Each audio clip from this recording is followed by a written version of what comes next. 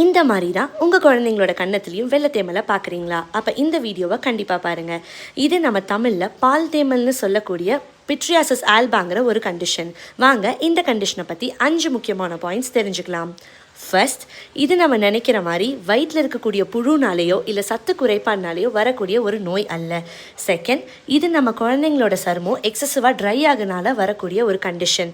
நம்ம குழந்தைங்கள எக்ஸசிவாக சன்னில் எக்ஸ்போஸ் பண்ணும்போதோ இல்லை அவங்க தோலுக்கு சேராத சில விஷயங்களை யூஸ் பண்ணும்போதோ வரக்கூடிய ஒரு தேமல் தான். தேர்ட், இது ஒரு இன்ஃபெக்ஷன் கிடையாது. ஸோ கண்டிப்பாக இது ஒருத்தங்கள்டேருந்து இன்னொருத்தங்களுக்கு பரவாது.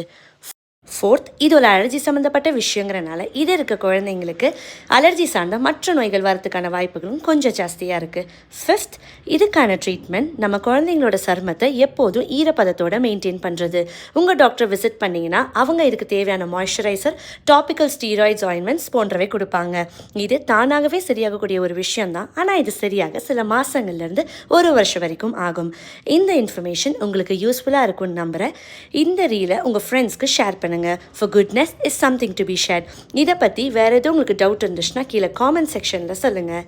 Take care. பாய்.